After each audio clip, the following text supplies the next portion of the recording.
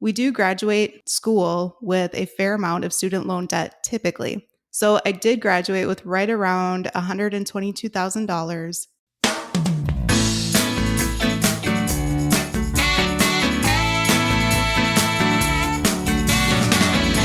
Another day, another way.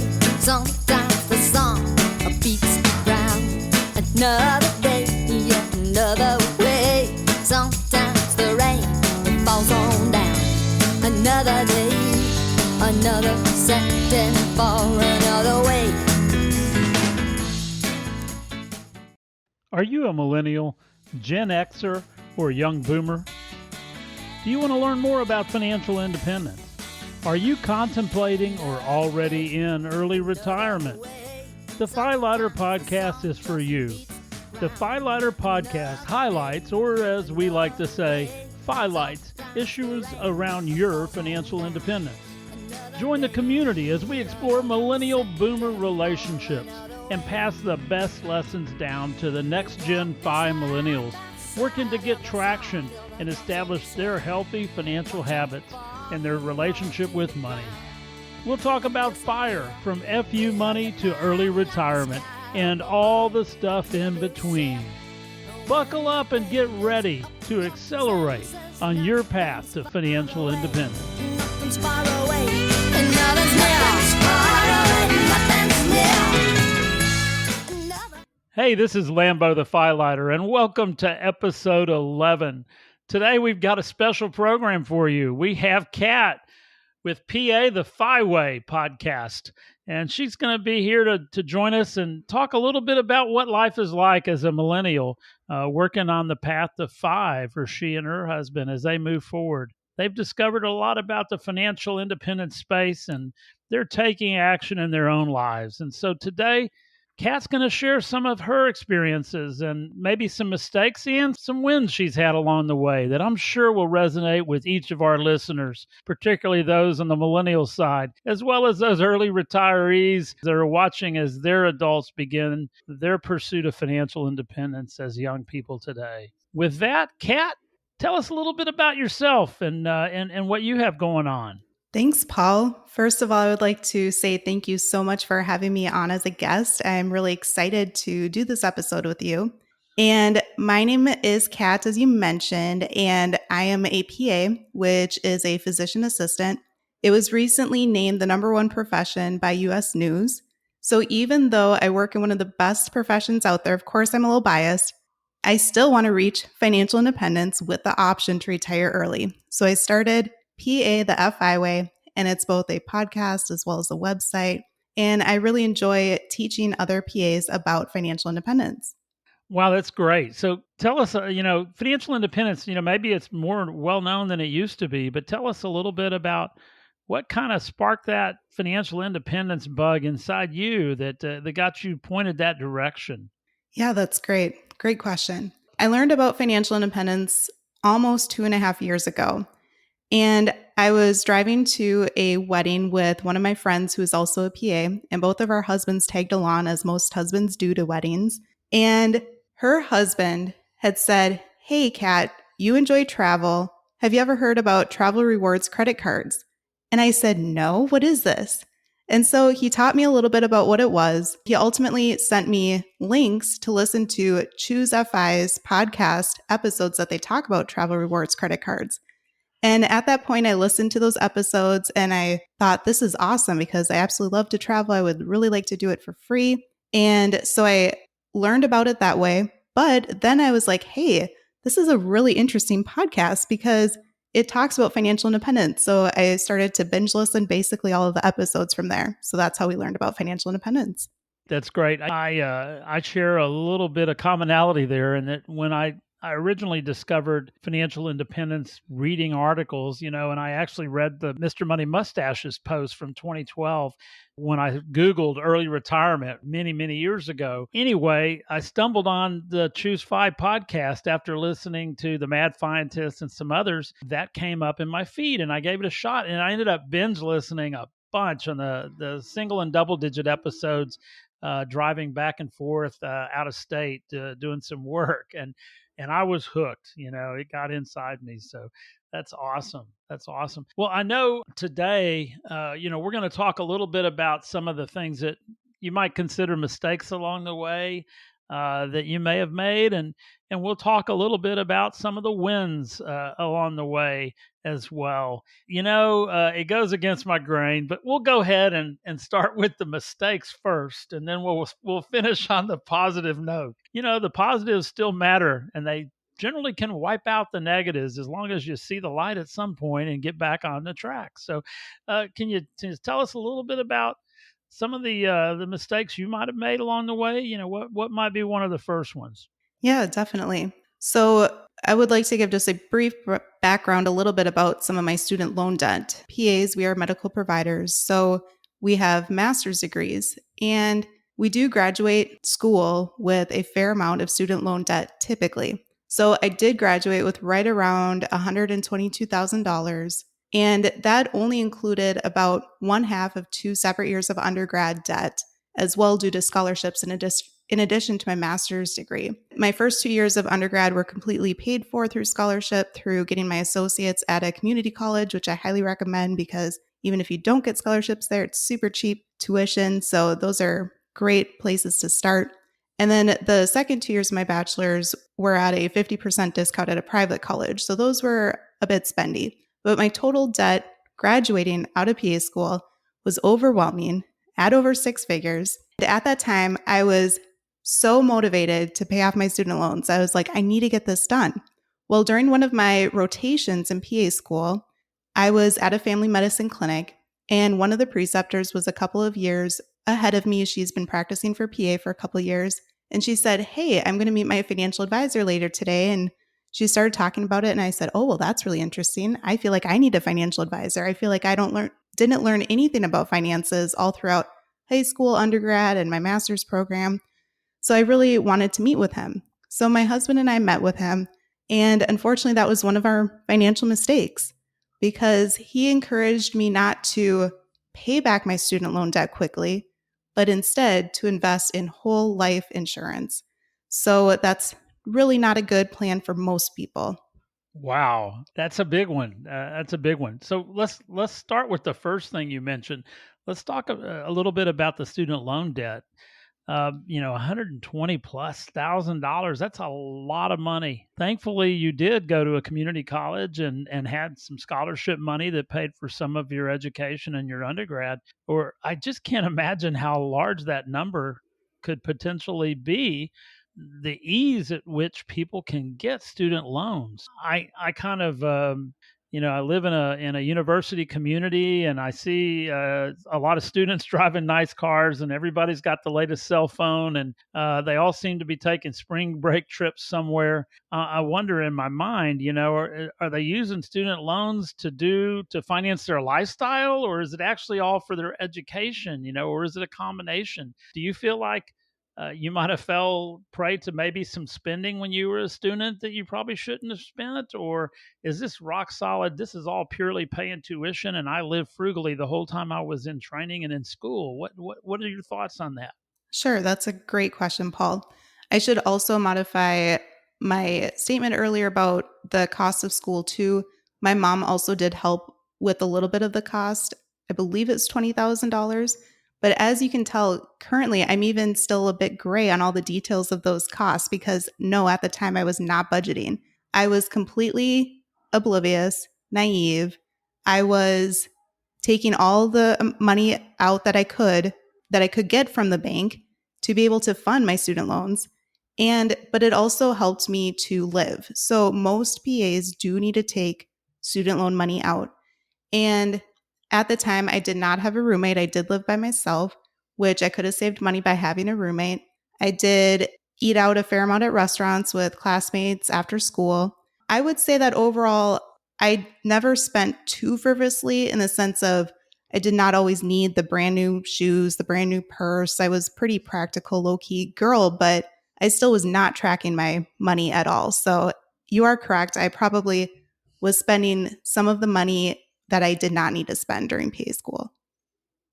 Well, it's kind of hard when you're right in the middle of school and, everybody else is doing it, right? And so if we're all going out to dinner at a nice place on Friday night to kind of celebrate the end of the week, that's the normal thing, right? Yeah, totally. And we would have so many tests. We would have, some weeks would be more than one test a week, sometimes two. And it was just really stressful. So what do? You try to decompress, either go out to eat or sometimes order in, watch a movie with a classmate or a friend. And it could add up too, certainly over time.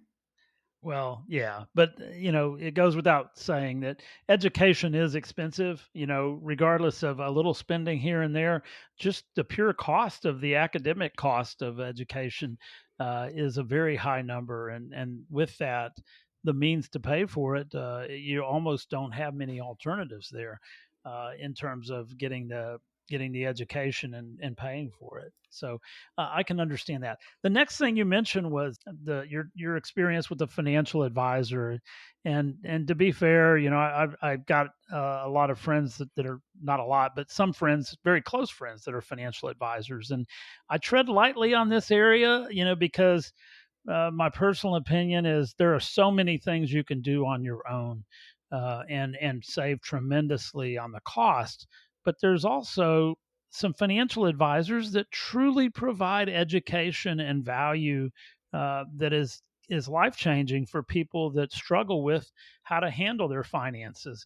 And those type of financial advisors, I am a complete supporter of. I love the folks that are really helping people move forward and understanding finances, and are not doing it, with a huge incentive to push products and earn commissions and things like that. So, when I hear, and this made my skin crawl when you said it, but when I hear somebody tell you, no, don't worry about paying your debt off, buy a life insurance policy that I get a humongous commission on, which, as a guideline, think about the first year of premiums being their commission. That's a pretty sizable chunk of money.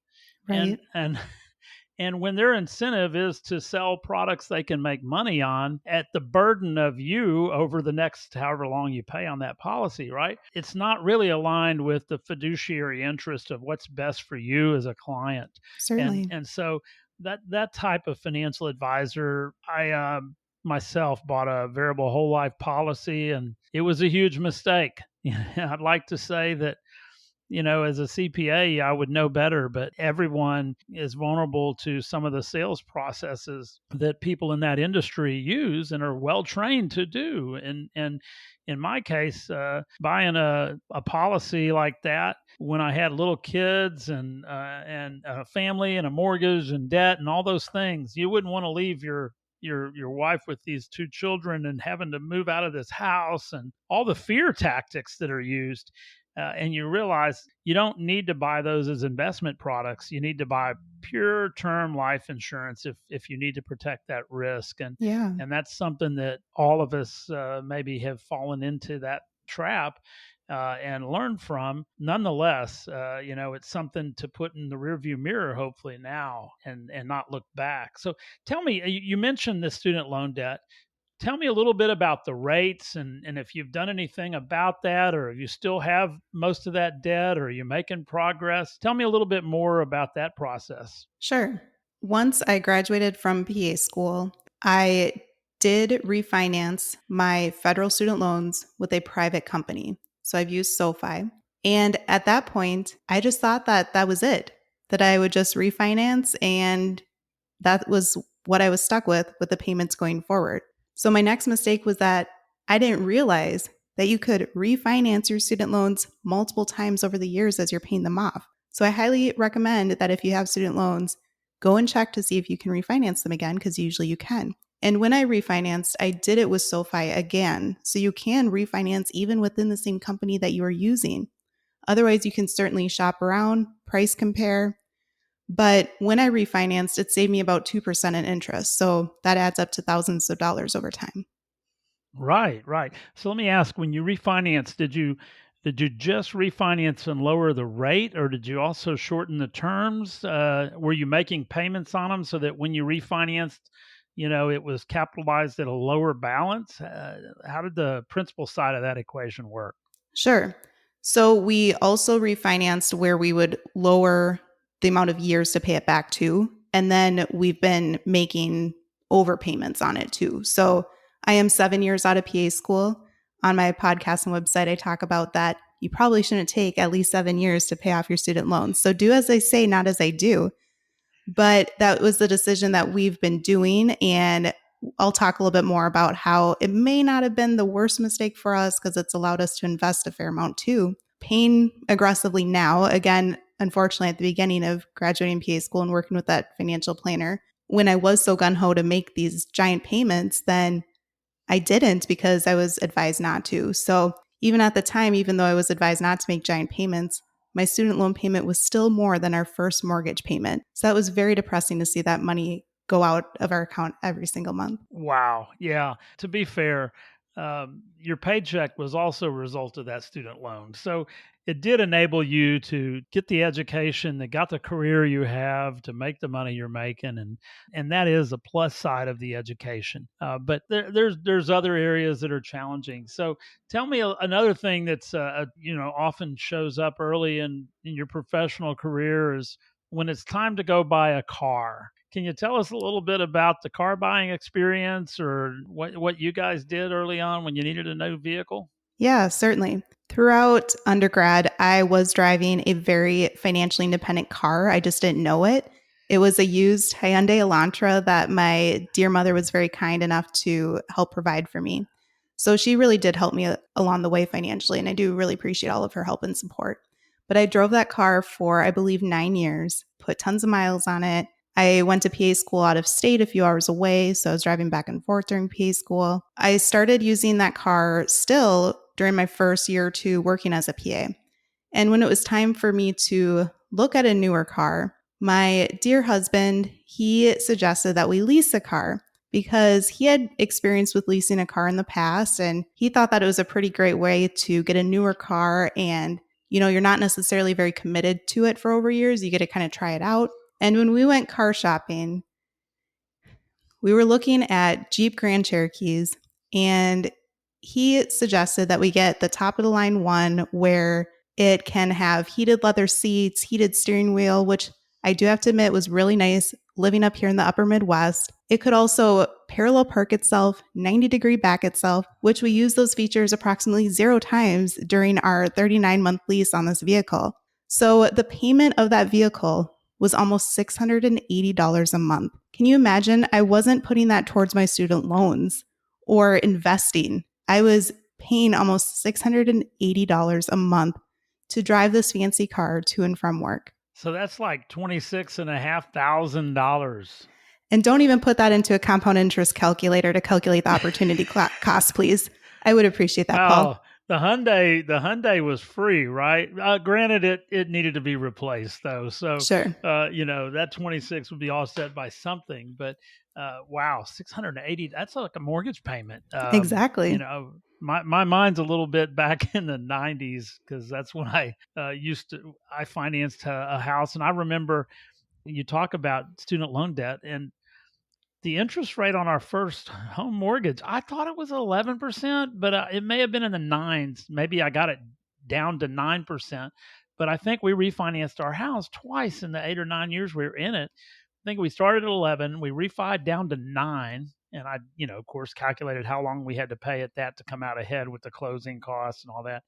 And then the last time we refinanced, I would get every year if I got a bonus, I would put a big piece of the bonus on my house mortgage, and then we'd have a little piece that we'd spend on vacation or something. But for the most part, I paid down as much as I could on the mortgage so that we could be in position to have one income if we wanted to do that and stay at home with the kids. The last payment I had was $315 on my mortgage. That's how low it was. It was like a car payment back then. That's amazing.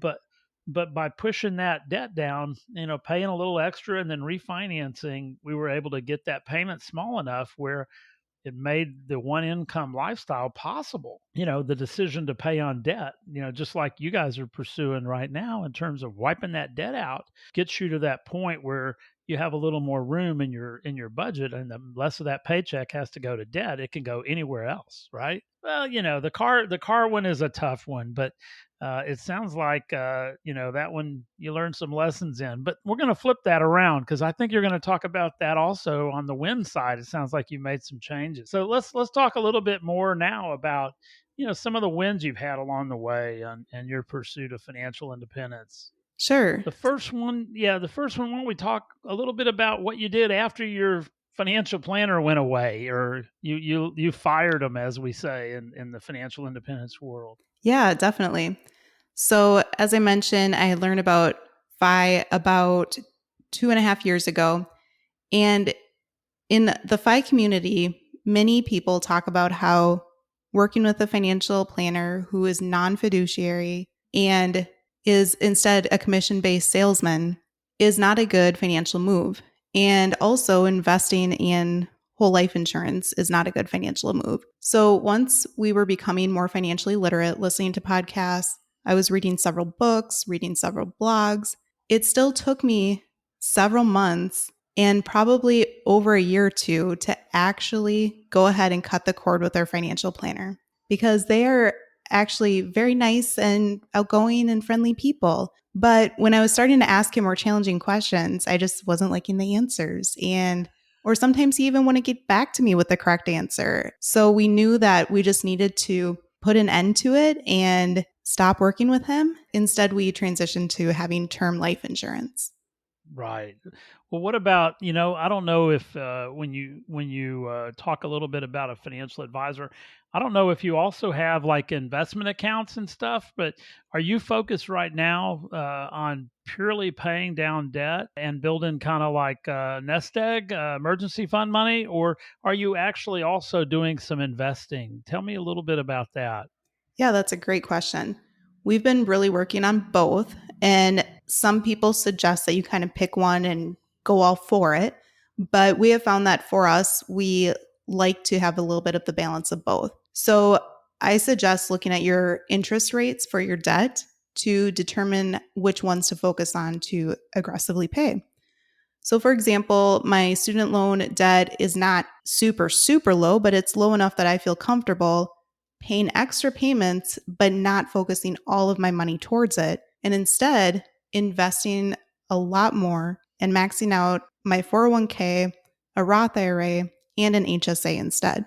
And the reason why is because of the power of compounding interest. The earlier, the younger you are that you're able to get your money invested, it has time to grow over the years and compound. So that's where our decision of, even though we're working towards FI, we're still building our net worth and watching our investments increase and still carrying some of that student loan debt, which will be paid off soon, but we're not going ham on it, so to speak. Wow, that is absolutely great. I couldn't agree more with everyone's financial situation is personal, as they say. That's why it's called personal finance, right? Exactly. But for you to continue to make more than required payments on your loans, you're going to knock those things out early. You're also going to be investing over time into the future. And you said the magic words compounding. Time in the market beats timing the market. Time. I can't say it enough, is for a young person to see the benefit on the long term horizon of making those decisions to invest and leave it in and let it grow is incredible. And as you will find later in life, you'll look back and say, wow, why didn't I do more? Well, it sounds like you're doing an awful lot. If you're doing Sure. your Roth IRA, your HSA, you're getting all the magic boxes checked. Yep. And as soon as that student loan debt is gone, you will begin to even put more in. I don't know, lifestyle wise, you might have other goals. You may want to buy a different house or do some other things or spend more on travel or other type of areas where, as we say, is it a life of deprivation or is it a life of joy? Having big debt balances, you think about that stuff a lot more when you have debt. And like, when, I can't believe we have this and I want it to be gone, but I can't make it go away overnight. The fact is, you're making a chunk of it go away every time you make a payment, and you probably feel a lot better about it knowing you're paying more than you quote have to, right? Oh, yes, definitely. That makes me feel a lot better. And I know that it'll be paid off shortly and just need to have some patience. Same with investing. It takes some time. So the bull market hasn't hurt you any. I imagine you're feeling pretty good about the decision to invest, right? yes, totally. It was interesting when I started tracking my net worth. It was either in March or April of 2020. So I did get to see it do that approximately 30% dip. And at that time, I was reading The Simple Path to Wealth, reading blogs, listening to podcasts, and I knew to just leave it alone. I could tell that a lot of people around me were panicking. I had heard that people, sold all of their investments and cashed out, but then they were stuck with when to put their money back into the market. So Yeah, that book does a great job at explaining why market timing doesn't work. And one of the concepts in the book, I believe, is when you do that, you have to be right twice. You have to be right at when exactly. to sell, and you have to be right at when to buy. Unfortunately, people that make the decision to sell at the max panic are actually making the absolute worst possible decision to sell at the bottom. And it'd be nice if they said, okay, we're down 5%. I think something big's coming, and you sell when it's down 5%, and then you wait till it drops 30%. And then you say, hey, I think we're at the bottom. I'm perfect at predicting, and I'm going to buy now with all that money that I sold when it was only down 5%. Now I'm going to buy at the bottom, and I'm going to be up 50% compared to everybody else. And fortunately, or I should say, unfortunately, most people can't be right on both sides of that decision. And a lot of times it's even the worst case scenario where you sell at the bottom and then you're waiting to put it back in thinking it's going to drop another 30%. I don't know what you're thinking, but suddenly it recovers quicker than you realize. And I actually I wrote a blog post during all this panic about the biggest market moves, and six of the biggest 10 or 20 market moves since they started tracking the Dow average Yep. happened during 2020. Mm. And guess what? Half of them were moves up and half of them were moves down. You don't think Yep. about that. You think about all the downs, right? Mm-hmm. But it was downs and ups. And if you didn't do anything, you wrote it down and you wrote it up. Yep. And if you panicked, you missed and you pulled your money out, you missed all those big upward moves. Just like you thought you were going to prevent future downward moves. So it is really amazing. And it just kind of goes back to the facts support, just letting it ride. Yeah, definitely. Okay, let's talk. I think you kind of covered the term life insurance. Did you replace the whole life policy? What did you do here to handle the life insurance risk? Yes, definitely. So we switched to term life insurance instead of using a whole life insurance policy. And our term life insurance is a level term insurance. So it's for several years. And At a flat level premium is what that exactly. means, right? Correct. A Yep. level premium. Exactly. So our payments do not fluctuate with time. So we were able to lock it in. We aren't the youngest or the healthiest that we would have been, maybe 5 to 10 years ago, but Right. we still got a pretty good rate, and we will either pay it for the years that we have it for, or if we do build up our net worth over time and truly become financially independent and don't have dependents that would rely on our income at the time, then we don't have to pay for it for that whole time. We can just stop it. And once you reach financial independence, then you're technically self-insured when it comes to life insurance. That's a great point you're making and I think for all of our listeners, understanding why you need life insurance and then realize that the need may go away. And when the need goes away, in some cases, a different need will come up that you say, well, I need life insurance to pay estate taxes or to pay for other things. So sometimes there's a different need and it's good to still continue that policy. But in other cases, like if you have no dependents and you're both, gainfully employed and you have achieved a FIRE or FI level of assets that support your lifestyle and expense needs, you may not need any life insurance and you can just cancel that policy and walk away and not pay another premium and never look back. And did the life insurance serve its purpose? Yes. Had something taken place during that time you were paying those premiums, you would have received the face value of that life insurance and you would have had it for its purpose. But it did serve its purpose, even though you didn't die and didn't collect, right? You didn't need it. And Sure. so, but you definitely did the thing that's probably appropriate, which was you protected yourself and your spouse from that risk.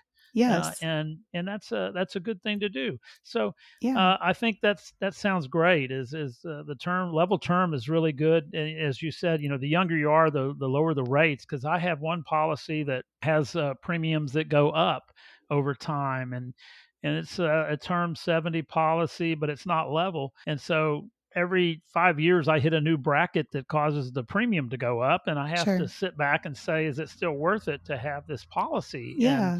as I get older, I realize it's at some point I'll probably let go of all but the most economical policies I have. Some things through the AICPA and the accounting type organizations that are pretty good rates and good companies as well. So I think this is good that you re-examine over time what you need on life insurance, and when it is time to cut loose some of these policies and cut the bleeding on the monthly cost, you do it. Yeah, um, definitely. Yeah, one more point that I have about term life insurance too is that life insurance is something that you need to evaluate whether you truly need it, right? You shouldn't just get it if you are single, don't have kids. If you were to pass away, then nobody else is relying on your income.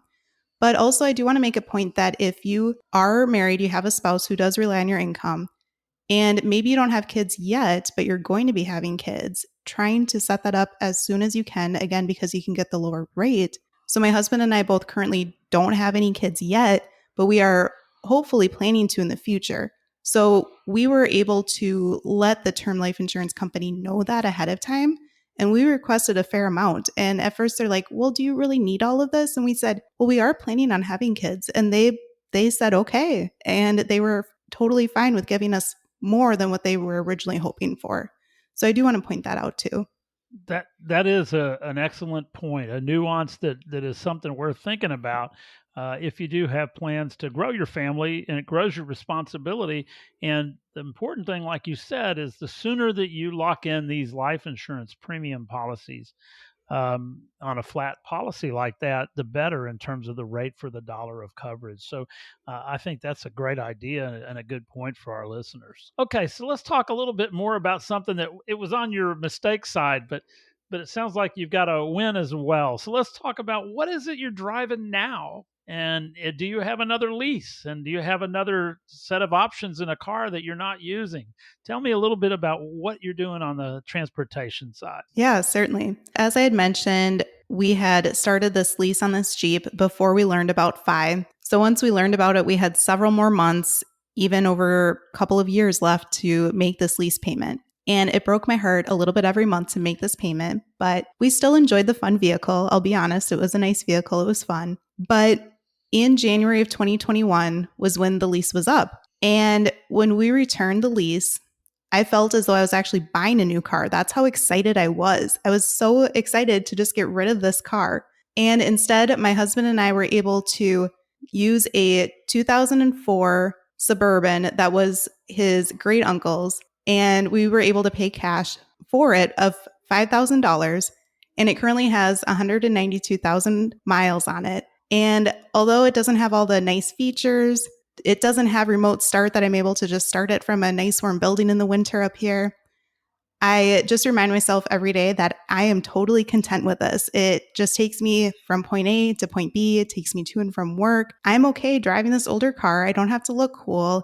It doesn't have to be fancy because I'm able to save and invest for the future. Wow, that is a huge action you took. I was thinking as you talked, I'm smiling because one of the mantras, I can't remember who I heard it from, but I've written about it is the secret is wanting what you have, not having what you want. And Sure.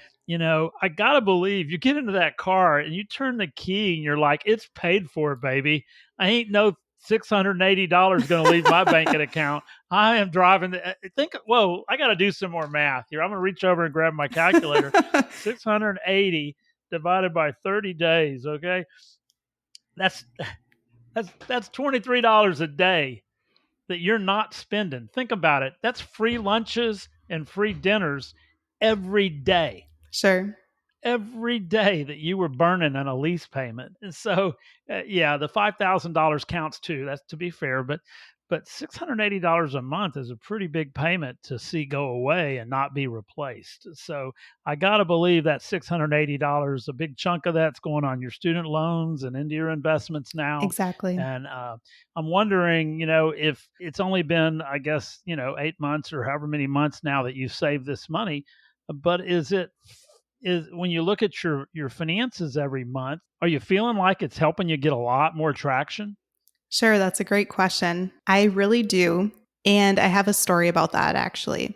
I switched jobs back in January. Throughout my first 4.5 years of practicing as a PA, I was in family medicine.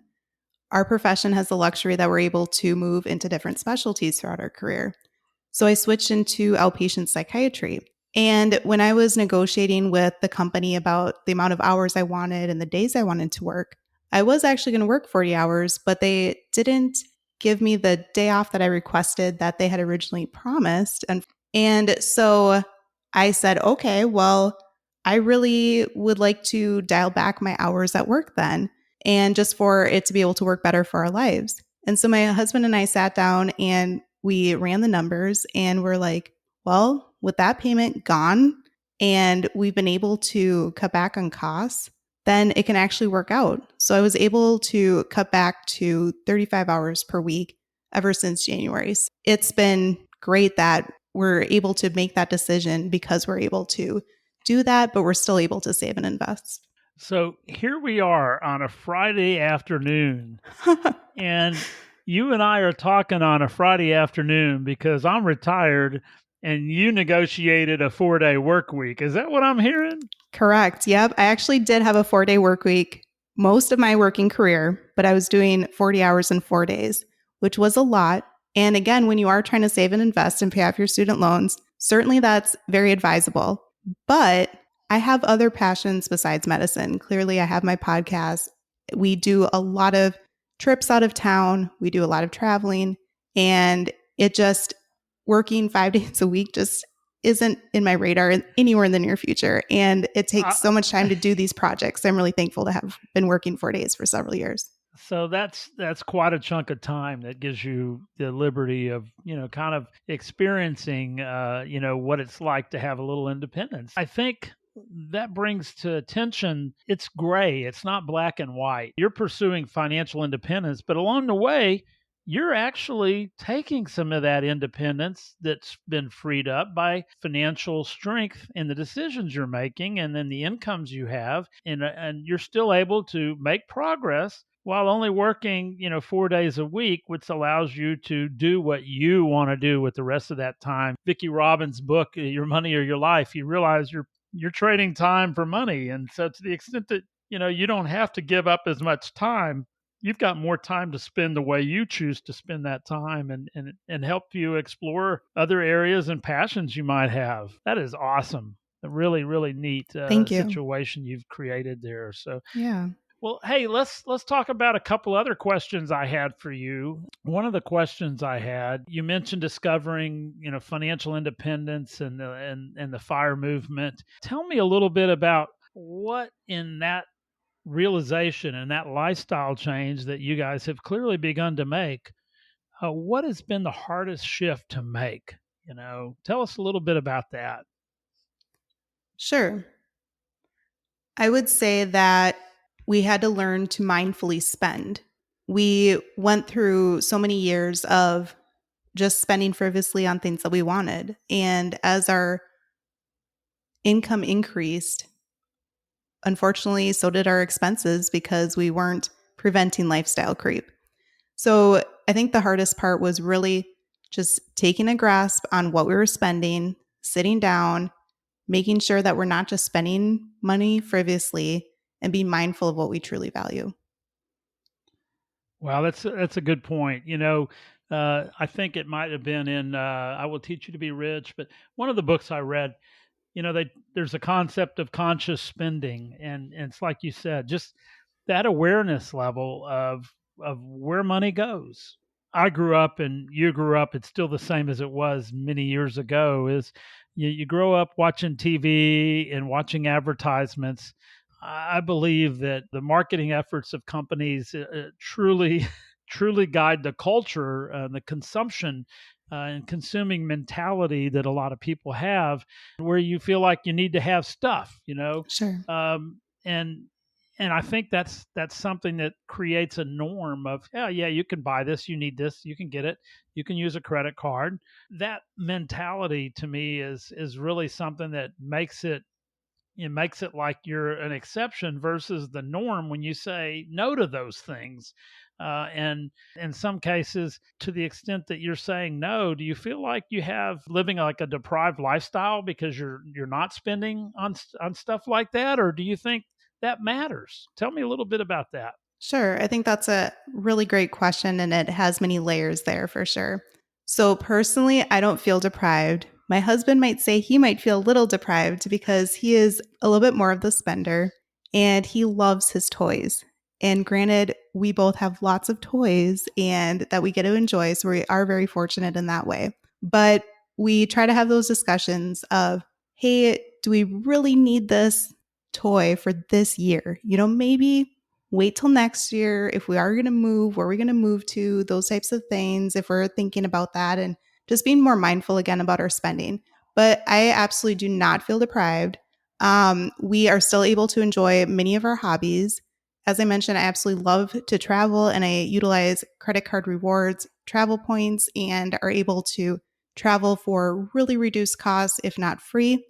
And then we also, one of our toys is a ice fishing house. So we live up north. We spend many of our long weekends out on the lake, camp out on the lake in your fish house. And so that's not an inexpensive hobby by any means, but our winters can last for about 6 months of the year. And granted, we can't use the fish house all 6 months, but we use it many months of the year, many weekends. It's not cheap, but it's our hobby that we enjoy. We do it together. We spend time with friends and family doing it. And so we're able to, again, focus on those things that we value and enjoy and don't feel deprived. Wow, I love hearing about this fish house. Okay, I've got an image in my head, Sure. you know, of now. I gotta know, does your husband tow this fish house out onto the lake with his snowmobile, or is this like a truck, or what? How do you get this thing out on the lake? Yeah, great question. We use his truck to tow it out there. And you do have to be mindful, obviously, of how thick the ice is. So in the early or late winter, when the ice isn't very thick, we often will just walk out on a lake and not be able to get out super far. Or sometimes you will use like four-wheelers or snowmobiles to get out on when we call it early or late ice. Right. I'm thinking back. I spent 3 years early in my life living in Illinois. It gets adequately cold near Chicago as well. Sure. I can tell you that. Dad used to freeze ice in the vacant lot next to the house there, and we had like a little hockey rink. The neighborhood kids, we'd play on. Down the hill, and all this, of course, is developed now, but down the hill there was this pond, and we would sometimes tote our ice skates down to the pond and skate down there. And my little brothers, I was 6 when I moved south, so they were 5 or lower, and they had like those double bladed skates back then the little kids had. Sure. Anyway, I remember to this day, but one of them had broken through the ice in this pond, and it was probably a foot and a half deep or something, but to this day I can remember that. And I'm like, getting on thin ice is always dangerous.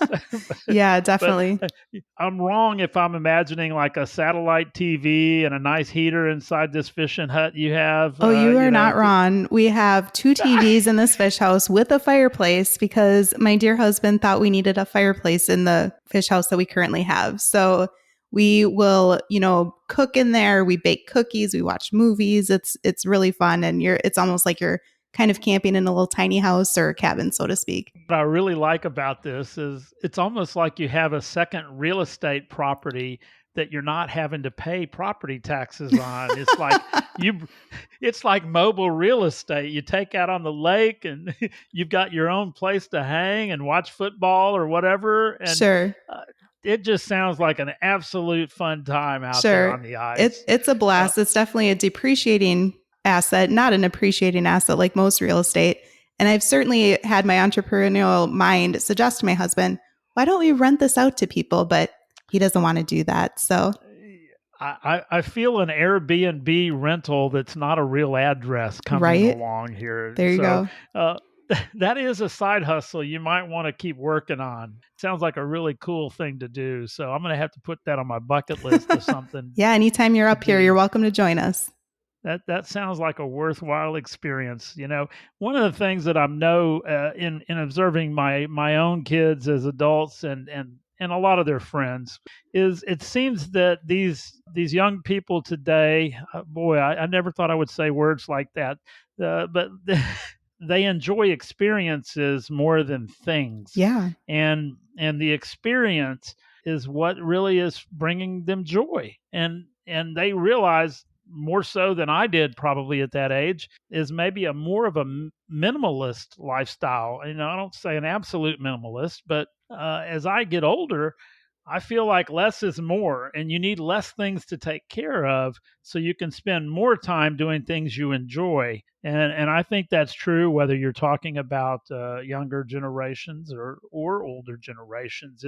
There's a time for things or toys. Let me just ask: do you guys have a snowmobile?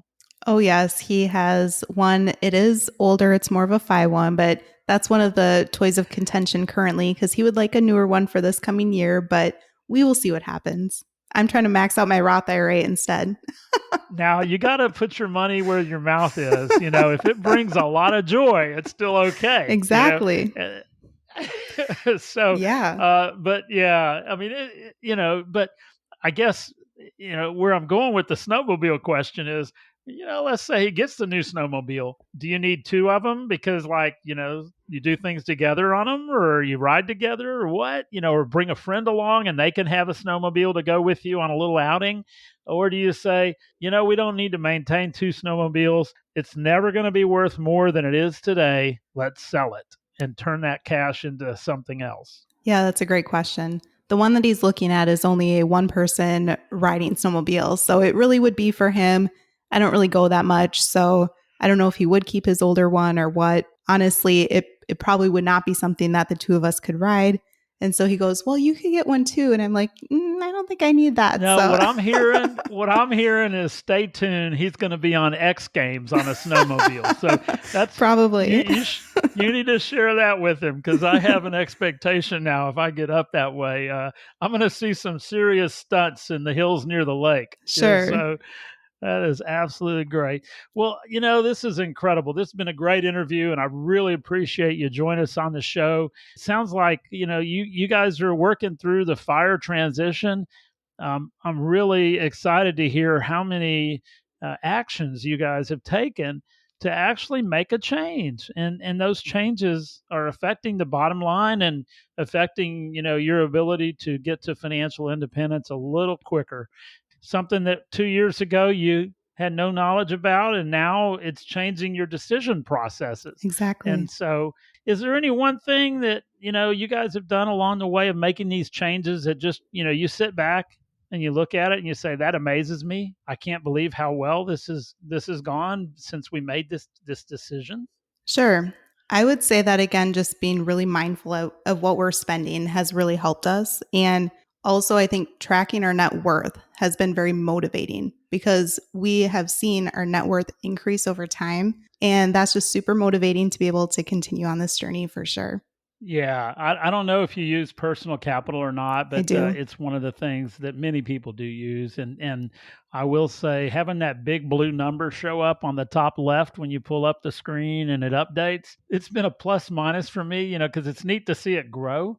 But then there was that scary month of March last year that you saw it shrink. Exactly. But and the other thing is, as you make debt payments, if your debt is being tracked there as well, it's going into your net worth calculation. So every time you make a payment, yeah, you may be using some cash, but your liabilities drop. And so your net worth goes up on that debt payoff. So I will say keeping score matters. And to be fair, I'm guilty of, as a financial guy, I say closing the books. I don't do it every month now, but I do it every quarter.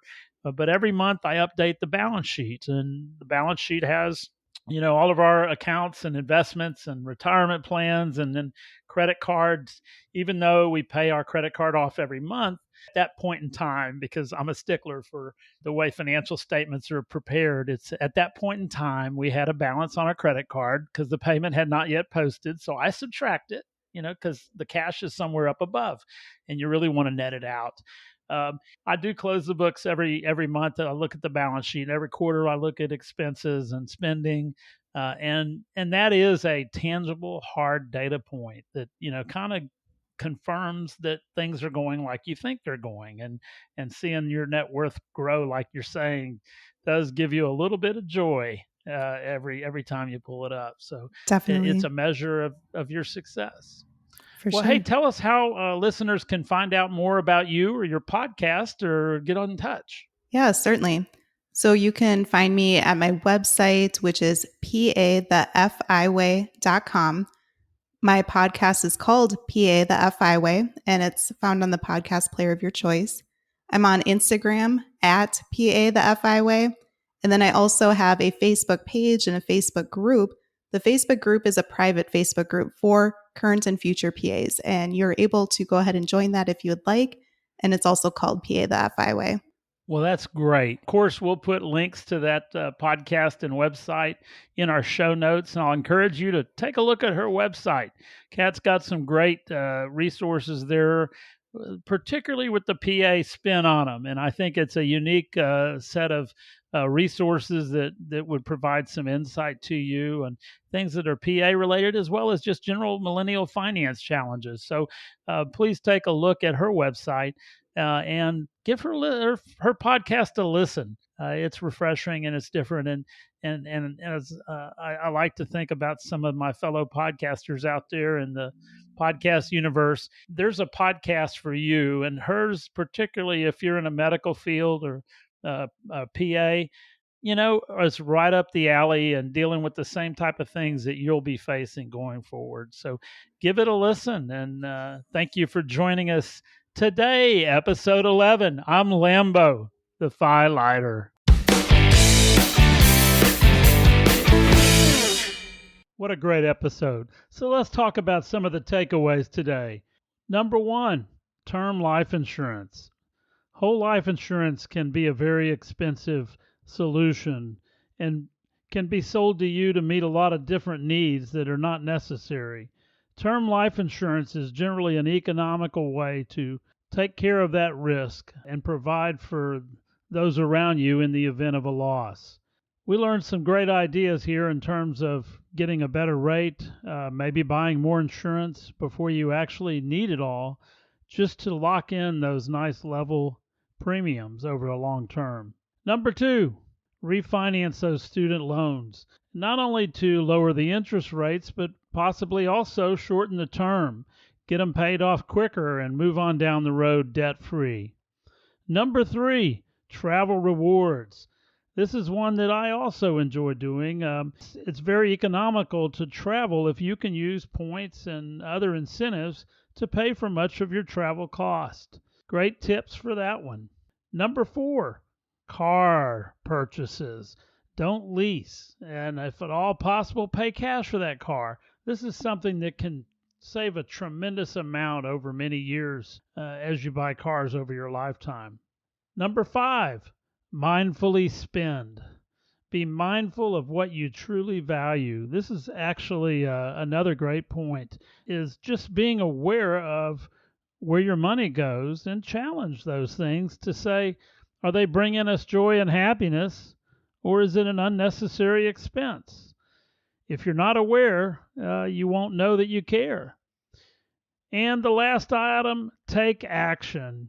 As you heard in many cases, Kat and her husband had, maybe veered off the best course for getting toward financial independence. But in the case of the vehicle example, she made a great decision to not lease another vehicle, but find something that they could pay cash for and continue to save that money every month and use it to pay off debt or invest in the stock market. If you don't take action, nothing will change. That's the biggest point, I think, out of all, is Knowing what to do and actually doing it are two different things. You know what they say, do what I say, not what I do. Well, it's really hard to do it sometimes, but you actually have to take action to make change. And always remember, mind the gap. Grow the gap. Income minus expenses is the gap. Grow the gap. Remember our disclaimer. I want to remind each of our listeners that the content in this podcast, including any show notes or links, the Filighter blog, and the Filighter website, are entirely educational or entertainment in nature, and you should seek a professional for tax, investment, or legal advice. We are not tax or investment experts and are not in any way providing expert advice, so please seek your own tax, legal, and other professional for advice and counseling. Filighter or its creators accept no responsibility or liability for any actions or activities you may take based on anything discussed on the website, podcast postings, or comments.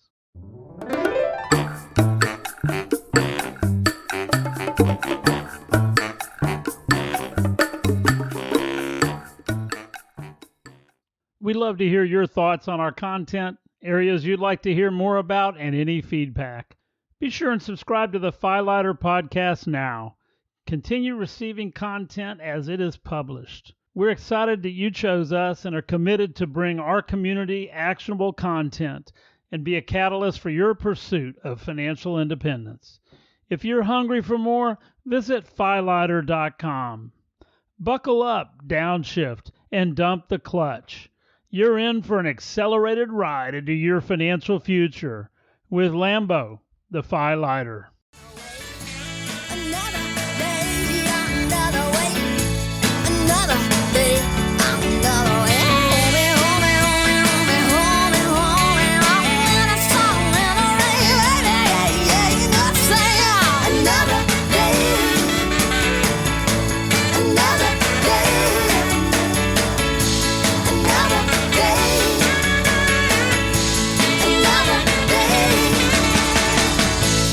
Another